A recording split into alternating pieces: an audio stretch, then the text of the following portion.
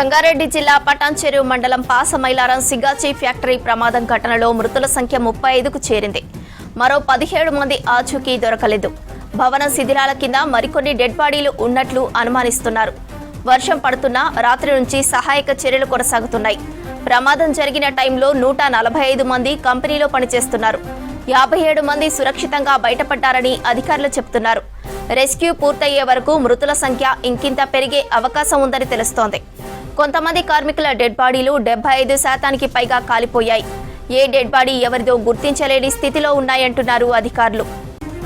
పటాన్చెరు హాస్పిటల్లో dead బాడీలకు postmortem నిర్వహిస్తున్నారు. Reactor పేలుడుకు మృతదేహాలు ఛిద్రమైపోయాయి. ఇప్పటి వరకు డెడ్ బాడీలను మాత్రమే గుర్తించారు. మిగిలిన మృతదేహాలకు ఫోరెన్సిక్ నిపుణులతో DNA పరీక్షలు చేసేందుకు అధికారులు రెడీ అయ్యారు. పరీక్షల తర్వాత డెడ్ బాడీల తరలింపునకు 10 అంబులెన్సులు ఏర్పాటు చేశారు. కాసేపట్లో ప్రమాద స్థలానికి చేరుకోనున్నారు సీఎం రేవంత్ రెడ్డి. ప్రమాద వివరాలు తెలుసుకోనున్నారు. తర్వాత పటాన్చెరులోకి ఆసుపత్రిలో చికిత్స పొందుతున్న క్షతగాత్రులను పరామర్శించనున్నారు. మృతి చెందిన కార్మికుల కుటుంబాలను ఆదుకునేందుకు అన్ని చర్యలు చేపట్టాలని ఇప్పటికే అధికారులను ఆదేశించారు ముఖ్యమంత్రి. మరోవైపు పాసమైలారం ఘటనపై దిగ్భ్రాంతి వ్యక్తం చేశారు ప్రధాని మోదీ. మృతుల కుటుంబాలకు 2 లక్షలు, గాయపడిన వారికి 50,000 రూపాయల చొప్పున కేంద్రం తక్షణ సాయం అందిస్తుందని చెప్పారు. ప్రమాదానికి సంబంధించి మరిన్ని డీటెయిల్స్ శ్రీధర్ అందిస్తారు. శ్రీధర్, ఘటనలో ఇప్పటివరకు ఎంతమంది చనిపోయారు?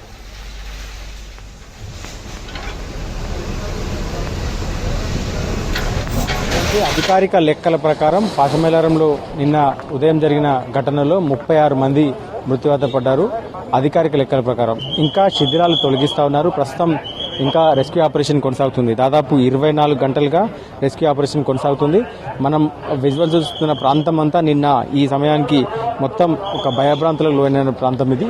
నిన్నటి నుంచి రెస్క్యూ టీమ్స్ చాలా వరకు NDRF కావచ్చు, తర్వాత ఫైర్ కావచ్చు, ఇతర మెడికల్ సిబ్బంది అంతా ఇక్కడికి చేరుకొని ఇప్పటికీ కొనసాగిస్తున్నారు. 24 గంటలుగా రెస్క్యూ ఆపరేషన్ కొనసాగిస్తున్నారు. దాదాపు 4 ఫ్లోర్ల ఒక బిల్డింగ్ మొత్తం కొలాప్స్ అయింది ఈ పేలుడు ఘటనకి. డ్రైయర్లో జరిగిన ప్రమాదం కారణమని అధికారులు తేల్చారు. సో ఇంకా శిథిలాల కింద ఎంతమంది ఉన్నారనే దానిపైన క్లారిటీ లేదు. 140కి పైగా ఇక్కడ కార్మికులు పనిచేస్తున్నారు. 140 మంది పనిచేస్తున్న సందర్భంలో నిన్న మొదటి షిఫ్ట్లో వచ్చిన వారంతా ఇక్కడికి పనిచేస్తున్న సందర్భంలో డ్రైయర్లో ఈ సిగాచి పరిశ్రమలో అయితే కొన్ని మాలిక్యూల్స్, కెమికల్ మాలిక్యూల్స్ ఇక్కడ ప్రొడక్షన్ జరుగుతుంటుంది. ఆ సందర్భంలో డ్రైయర్లో జరిగిన అయితే చిన్న పొరపాటు కావచ్చు, దానిపైన ఇంకా అధికారిక నివేదిక రావాల్సి ఉంది. సో ఆ కారణంగా భారీ పేలుడు సంభవించింది. ఒక్కసారిగా పాసమైలారం పారిశ్రామిక ప్రాంతం అంతా కూడా ఉలిక్కిపడేలా నిన్నంతా పేలుడు సంభవించిన ఘటనలో మొత్తం 36 మంది అధికారిక లెక్కల ప్రకారం ఇప్పటి వరకు 36 మంది మృతులు చేరుకున్నారు. ఇది ఒక మొత్తం పారిశ్రామిక ప్రాంతంలో కావచ్చు, ఉమ్మడి జిల్లాలో కావచ్చు, రాష్ట్రంలో ఒక పెను ప్రమాదంగా కూడా చెప్పొచ్చు. ఘోర ప్రమాదం జరిగింది. నిన్న కార్మిక లోకం అంతా దిగ్భ్రాంతికి లోనయ్యే ఒక ఘోర ప్రమాదం చోటు చేసుకుంది. ఈ ప్రమాదంలో ఇప్పటి వరకు 36 మంది మృతి చెందగా 35 మంది ఆసుపత్రిలో చికిత్స పొందుతున్నారు. మిగతా 57 మంది క్షేమంగా బయటపడ్డారు. నిన్న పేలుడు ఘటన జరిగిన తర్వాత వెంటనే ఏదైతే ఆ పేలుడు దాటికి మొత్తం ఈ ప్రాంతం అంతా కూడా కార్మికులు ఆర్తనాదాలతో పరుగులు తీశారు. సిగాచి పరిశ్రమ నుంచి కొంతమంది కార్మికులు ఏదైతే పూర్తిగా కాలిన బాడీస్తో మొత్తం చర్మం ఊడిపోయి బయటకు వస్తున్న ఆ దృశ్యాలు నిన్న చూసిన తోటి కార్మికులు ఇప్పటికీ చెప్పుకుంటున్నారు. ప్రస్తుతం విజువల్స్ చూడొచ్చు. SDRF బృందాలు కూడా లోపలికి వెళ్తున్నాయి. సో నిన్నటి నుంచి నిర్విరామంగా కృషి జరుగుతోంది. నిన్న 10 గంటలకు ఏదైతే ఇక్కడికి చేరుకున్న బృందాలు ఇప్పటికీ కొనసాగిస్తున్నాయి.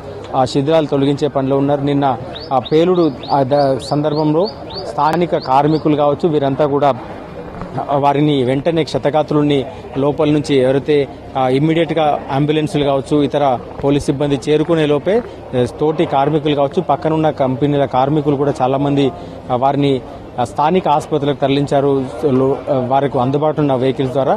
తర్వాత కొద్దిసేపటి క్రితమే అంబులెన్సెస్ చేరుకున్నాయి ఇక్కడికి, మెడికల్ సిబ్బంది చేరుకున్నారు. వెంటనే అంబులెన్సుల ద్వారా క్షతగాత్రుల్ని స్థానిక ఆసుపత్రికి తరలించారు. పటాన్చెరు, ఇస్నాపూర్ సమీప ఆసుపత్రులకు తరలించారు.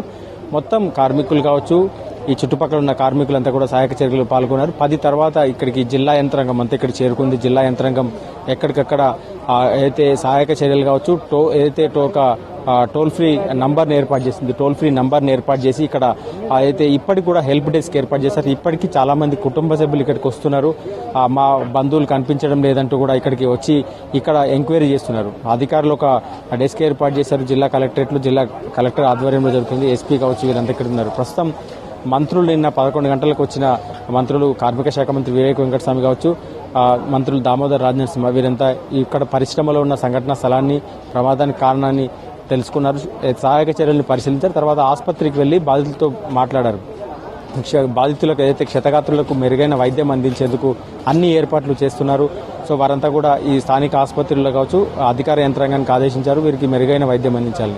సో ఆసుపత్రిలో కూడా ఇమీడియట్గా ఇక్కడ అయితే డెడ్ బాడీస్ని గుర్తించినప్పుడు ఆసుపత్రిలో కూడా కొంతమంది చికిత్స పొందుతూ మృతి చెందారు. సో వారందరి డెడ్ బాడీస్ అన్ని కూడా ప్రస్తుతం మృతదేహాలు దాదాపు 36 వరకు ఉండగా దాంట్లో 20 మందికి పైగా కార్మికుల శవాలు పూర్తిగా గుర్తుపట్టని పరిస్థితిలో ఉన్నాయి. ఒక 9 మంది మాత్రమే ఇప్పటి వరకు గుర్తించి వారి బంధువులకు అప్పగించారు. మిగతా వాటన్నిటిని కూడా DNA టెస్టులు చేయాలి, బంధువులు రావాలి, వారి బ్లడ్ శాంపిల్ సేకరించి వారి DNA టెస్ట్ ద్వారా వాళ్ళకి అప్పగించే ప్రయత్నంలో ఉన్నారు. నిన్న కార్మిక శాఖ మంత్రి నిన్న వచ్చారు. మళ్ళీ ఇప్పుడు ప్రస్తుతం ఉదయం నుంచి కూడా ఇండస్ట్రీ లోపల ఉండి ఇప్పటికీ కొనసాగుతున్న సహాయక చర్యల్ని పరిశీలిస్తున్నారు వివేక్ వెంకటస్వామి. లోపల అయితే ఆ కలెక్టర్, ఎస్పీ వారితో పాటు మాట్లాడుతూ ఇక్కడ మొత్తం పరిశీలించన్నారు. మరికొద్ది సేపట్లో సీఎం రేవంత్ రెడ్డి కూడా ముందుగా ఇక్కడికి పరిశ్రమకు వచ్చి ఇక్కడ సంఘటన స్థలాన్ని పరిశీలించనున్నారు. ఘటన ఎట్లా జరిగింది, ఇంకా జరుగుతున్న సహాయక చర్యల్ని పరిశీలించనున్నారు. ఇక్కడ నుంచి హాస్పిటల్కి వెళ్ళి అక్కడ బాధితులతో కావచ్చు, బాధిత కుటుంబాలతో కూడా మాట్లాడనున్నారు సీఎం రేవంత్ రెడ్డి. సో దీనికి సంబంధించిన పూర్తి ఏర్పాట్లు జరిగినాయి. మొత్తం ఇక్కడ నుంచి చుట్టుపక్కల పరిశ్రమల సంబంధించిన వారు కావచ్చు, కార్మిక లోకం అంతా కూడా భయాందోళనకు గురవుతుంది. ప్రస్తుతం మొత్తం జిల్లా యంత్రాంగం అంతా ఇక్కడ ఉండి ఇక్కడ ఏదైతే ఏర్పాట్లను పరిశీలిస్తున్నారు. సో మరికొద్ది సేపట్లో సీఎం రేవంత్ రెడ్డి మాట్లాడినారు. కార్మిక శాఖ మంత్రి వివేక్ వెంకటస్వామి నిన్న మాట్లాడుతూ ఇక్కడ ఏదైతే క్షతగాత్రులకు మెరుగైన వైద్యంతో పాటు కార్మికులు ఎవరైతే మృత్యువాత పడ్డారో వారికి మెరుగైన వారికి కంపెనీతో కావచ్చు మొత్తం నష్టపరిహారాన్ని అందించే ప్రయత్నం అందిస్తామంటూ కూడా కార్మిక శాఖ మంత్రి వెల్లడించారు. దాంతోపాటు వీళ్ళంతా కూడా ప్రధానంగా ఈ కార్మికులంతా కూడా ఇతర ప్రాంతాల నుంచి వచ్చిన వారు, ఏదైతే కలకత్తా కావచ్చు, అయితే బీహార్ నుంచి, ఒరిస్సా నుంచి కూడా ఇక్కడికి వచ్చిన పరిస్థితి ఉంది. సో ఇతర రాష్ట్రాల నుంచి మొత్తం వచ్చిన వారందరూ కూడా వారి అయితే ఇక్కడ వచ్చే లేబర్ అంతా కూడా స్కిల్ లేబర్ కాదు. అక్కడ ప్రమాదం జరగడానికి ప్రధాన కారణం కూడా అదే అంటున్నారు. స్కిల్ లేబర్ అయి ఉంటే సో వారికి అంతా ఆ ప్రమాదాలు జరిగే అవకాశం ఉండేది కాదంటూ కూడా కార్మిక శాఖ అయితే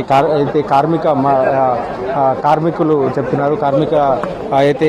కార్మిక సంఘ నాయకులు కూడా చెప్తున్నారు. సో ఇప్పుడు ప్రస్తుతం విజువల్ చూడొచ్చు, జగ్గారెడ్డి కూడా ఇక్కడికి చేరుకున్నారు. సో అయితే మొత్తం జిల్లా యంత్రాంగం అంతా కావచ్చు, జిల్లా నేతలు కూడా ఇక్కడికి చేరుకొని సో ఇక్కడ ప్రస్తుతం మాట్లాడే వారి కూడా ఎవరికి తెలియదు కదా. చూద్దాం. ఇప్పుడు సీఎం గారు వచ్చిపోయిన తర్వాత సరే ఇప్పుడు అధికారులు కూడా అందరు ఉంటారు.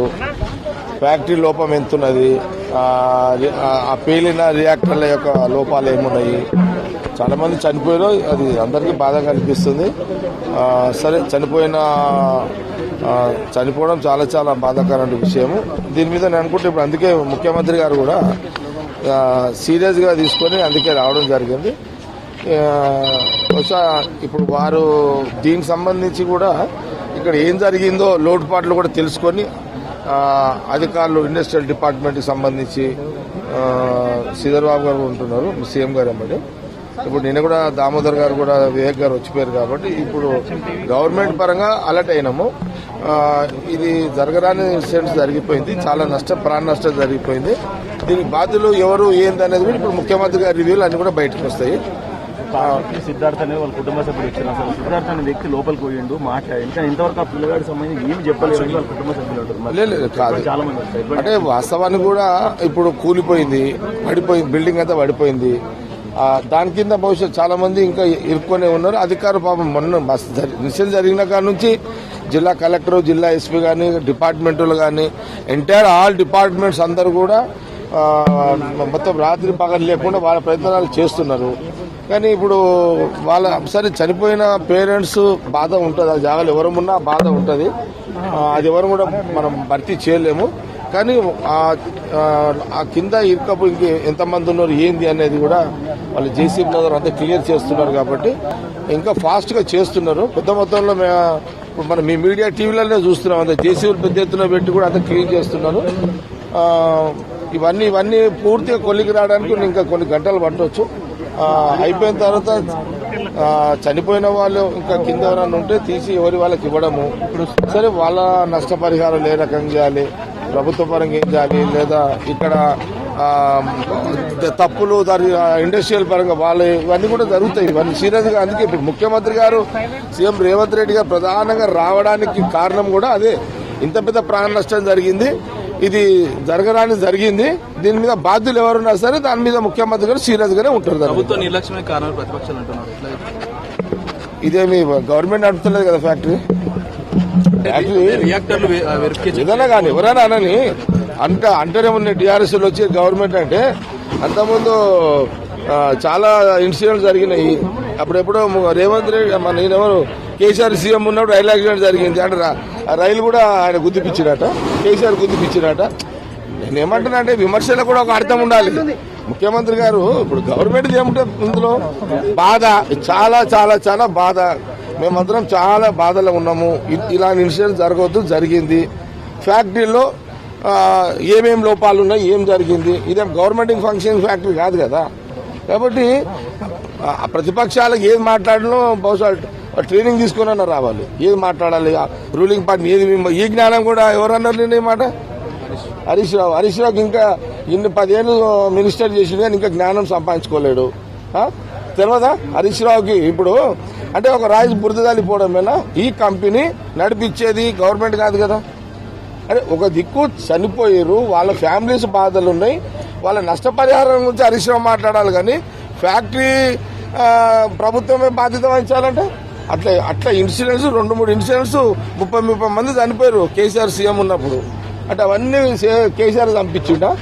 ఇక మేమన్నమాట మాకు జ్ఞానం ఉన్నది, తెలివి ఉన్నది. మాకు తెలుగులో తెలుగులేని మాట్లాడే మాజీ మంత్రులకు జవాబు ఏం చెప్తాము?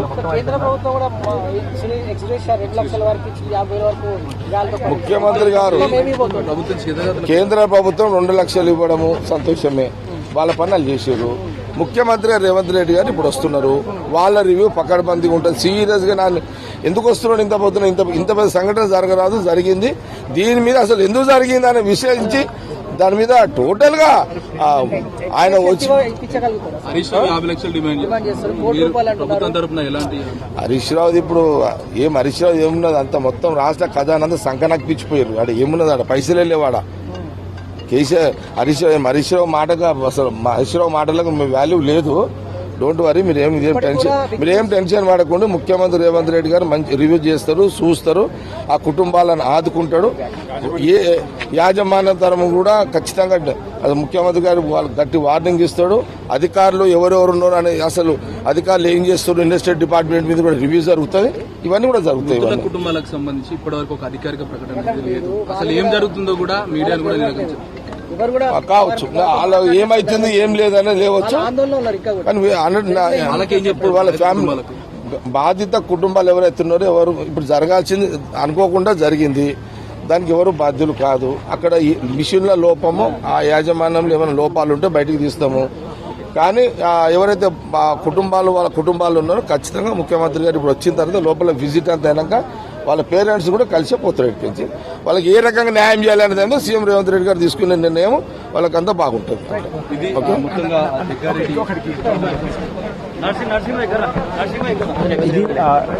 జగ్గారెడ్డి మాట్లాడుతుంది. ప్రస్తుతం ఈ దురదృష్టకరమైన ఘటన జరిగింది, కానీ దాన్ని ప్రభుత్వం పూర్తిగా ఆదుకుంటుందని చెప్తున్నారు. సో మరికొద్ది సేపట్లో సీఎం రేవంత్ రెడ్డి ఇక్కడికి వచ్చి బాధితులకు న్యాయం చేసే విధంగా పరిహారాన్ని ప్రకటిస్తారంటూ కూడా చెప్తున్నారు. సో ప్రస్తుతం సంఘటనా స్థలం వద్ద కూడా పూర్తిగా పోలీసులు బందోబస్తు చేస్తారు. ముందుగా ఇక్కడికే రేవంత్ రెడ్డి రానున్నారు, వచ్చి ఇక్కడ క్షతగాతులతో మాట్లాడారు. చూడొచ్చు ఎల్బిడెస్క్ వద్ద కూడా ఇప్పటికి ఇంకా ఎంక్వైరీ జరుగుతున్నాయి. కుటుంబ సభ్యుల వాళ్ళంతా కూడా ఎంక్వైరీ జరుగుతుంది, వారు మాట్లాడుతున్నారు. కూడా బాధితులంతా కూడా మాట్లాడుతున్నారు. సో आप किधर से आप? ये आदमी प्रसन्न महापात्रा। प्रसन्न महापात्रा 2 दिन हुआ नहीं मिल रहा है। हाँ, तो कल से नहीं मिल रहा। नहीं मिल रहा। हाँ, काम को इधर आया है उन्होंने। हाँ, सुबह फार्सिटी का लाया। हाँ, हाँ, हाँ, तेलुगु सा। तेलुगु हाँ, किधर से आप, कौन सा स्टेट से आप? उड़ीसा। ఒడిశా से। हाँ, సో ఇది ఒడిశా నుంచి వచ్చిన కార్మికులు వాళ్ళు ఇప్పుడు వాళ్ళు నిన్న నుంచి కూడా ఇక్కడ అయితే హెల్ప్ డెస్క్ వద్ద కావచ్చు వారి కుటుంబ సభ్యులు ఎవరైతే ఉన్నారో వారు నిన్న డ్యూటీకి వచ్చారో అప్పటి నుంచి కనిపించడం లేదు. దానిపైన ఇంకా అయితే మృతదేహాల వెలికితీత తర్వాత వాటిని DNA టెస్ట్ చేసిన తర్వాతనే పూర్తిగా ఎవరు చనిపోయారు, ఎవరు మృతదేహం ఎవరిదని కుటుంబ సభ్యులకు అందించే అవకాశం ఉంటుంది. సో దానికోసం జరుగుతున్న ప్రయత్నంలో భాగంగా హెల్ప్ డెస్క్ వద్దకు ఒక నంబర్ ఇచ్చారు. సో వారి వివరాలను సేకరిస్తున్నారు. సో ఇంకా కొనసాగుతుంది రెస్క్యూ ఆపరేషన్. దాదాపు 24 గంటలుగా కొనసాగుతుంది. మొత్తం పరిశ్రమలో ప్రస్తుతం కార్మిక శాఖ మంత్రి వివేక్ వెంకటస్వామి ఉండి ఇంకా శిథిలాల తొలగింపు కావచ్చు, మృతదేహాల గుర్తింపు కోసం క్లూస్ టీమ్ వెహికల్స్ కూడా ఇక్కడే ఉన్నాయి. సో అయితే క్లూస్ టీమ్తో పాటు ఏదైతే సంబంధించిన ప్రమాదానికి కారణం ఒకవైపు, మరోవైపు ఫోరెన్సిక్ డిపార్ట్మెంట్ కూడా సంబంధించింది ఇక్కడ వెహికల్స్ ఉన్నాయి. సో వాటన్నిటిపైన కూడా పూర్తిగా అయితే తెలుసుకునే ప్రయత్నం చేస్తున్నారు. సో ఇది మొత్తం సిగాచి పరిశ్రమలో జరిగిన ప్రమాద వివరాలు. మొత్తంగా మరికొద్దిసేపట్లో రేవంత్ రెడ్డి ఇక్కడికి చేరుకొని బాధితులకు అండగా వారికి నష్టపరిహారాన్ని ప్రకటించడంతో పాటు వారితో అయితే ఆసుపత్రిలో చికిత్స పొందుతున్నామని పరామర్శించని నిన్న నుంచి మంత్రులు అయితే ఆసుపత్రిలో ధృవ ఆసుపత్రి కావచ్చు, పటాన్చెరులోని పలు ఆసుపత్రుల్లో చికిత్స పొందుతున్నామని మరికొద్దిసేపట్లో పరామర్శించారు. ముందుగా సిగాచి పరిశ్రమ ప్రమాద కారణాలు తెలుసుకునే ప్రయత్నం చేస్తున్నారు సీఎం రేవంత్ రెడ్డి.